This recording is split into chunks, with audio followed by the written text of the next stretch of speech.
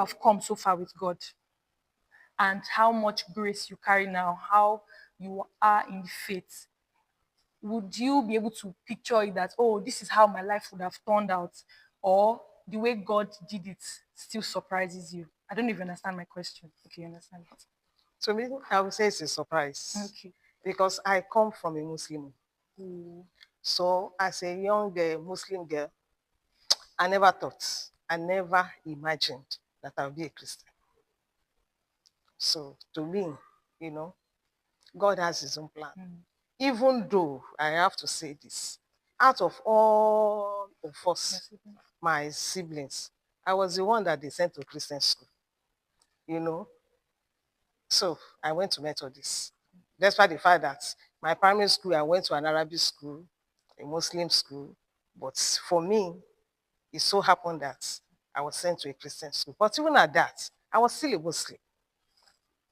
You know, I was still a Muslim, even though I did Bible knowledge as a subject. Mm. You know, if you go to a mission school, you Yes. just have to follow what they do Okay, what they there. do. And then, but then when I still go back home, I'll still go back to my Your Muslim my old ways, religion. religion. So I never thought, and I was a very good defender of that religion. So I You never never thought experienced it. I would become a Christian. Okay. Mm. All right, ma.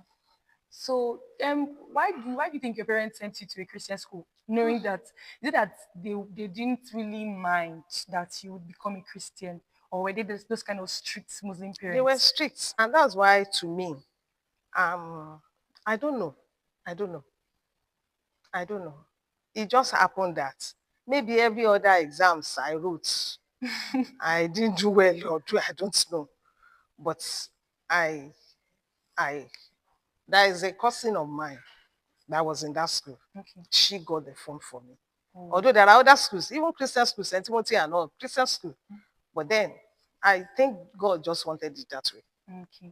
So that means that there were some ways that you were learning about God in that school. Of course, like I said, I did Bible knowledge. In fact, I had a one Oh, wow. as a Muslim. I did Bible knowledge and it was compulsory. You go to chapel, we have fellowships. I was doing all that. I was doing all that. But then, knowing where I came from, of course, I knew that when I go back home, I'll still revert back to my old ways. And it never crossed my mind that I'll be a Christian, but I was just doing it, sha. Okay. I understand you, ma. But So, at least he also gave me the opportunity to know a lot about Christianity, okay, the so they were like Christian the faith. foundation, laying those foundations for Yes, you. yes. Mm. Gave me the opportunity to know about the Christian faith. So it's more like God was laying the foundation for you. God is So, good. God already knows the end, even from the beginning. Your parents did not know that. even me, I didn't know. That's a very beautiful experience. That's a beautiful experience. So, Ma, can you tell us something, even if it's not so much, even if it's just one or two? What were those? What were those experiences that you had that you felt were very difficult or very tough for you, but yet they taught you about strength and the faithfulness of God? Can you recollect some of those experiences that you had? Mm, many, but the one that stands out is when I lost my husband in 2010. You know, he had been sick and taking care of him. I never thought that was going to be the end. So I still had that faith, the hope that it was going to be okay. Then when it finally passed, you know, number one, I was exhausted, taking care of him, hospital here and there. Then I was just confused. The future looked bleak. Yes. But then I trusted God. And there's one thing, Isaiah 40:29. He giveth power to the faint, and to him that has no might, he giveth Strength strength. You know, that was, so I and would say comfort. the strength of God carried me through. Because as at that time, I was, I didn't even know what to think. But thank God for his grace Thank God for His grace. because his word comforted me and helped me. Thank God for that. Really. Mommy, can you share maybe another experience that you had? Maybe not similar, not maybe not in that part, but something that taught you about the faithfulness of God and still kept you grounded in your Huh. faith. Okay, baby, let me talk about my work. Okay. My work. I in the course of my career, I got to a point that it was as if I was going to be stuck. Not due to my error, no, because when I uh, got into the civil service, I was employed as a scientific officer. But then where they posted me, they gave me a different designation. Okay. Designation. I was given occupational hygienist, even though I was a scientific officer, and I'd worked as a scientific officer, as an occupational hygienist for so many years, written all my exams as occupational hygienist, even though I was a scientific officer. I was still attending scientific officers meeting Okay. because we had scientific officers posted to different departments. Some of them in nutrition, some of them in maybe malaria, different departments. So we knew ourselves. Okay. Some of them we have different, designation like me, maybe nutritionist, maybe this or that. But then we knew we were scientific officers because we are science graduates. Oh, Are you getting me? yes, ma'am. So, but it happened that when I was to cross to the directorate cadre, I was to write the exam only to be told that they have scrapped that that designation and that I will not be able to proceed. I was on 14. There was nobody to turn to because as at that time, okay, I had maybe we were just two. One of my oga who then had crossed. Then I was on 14, going to cross to directorate cadre, going to 15. And I was told there's nothing like that. In fact, I went for the first exam and there was no question paper. I'm telling you, they don't even they cannot. They said they did not recognize that designation. I was confused, but it's how it happened. God is wonderful because as at that time I was lost. I didn't know what to do.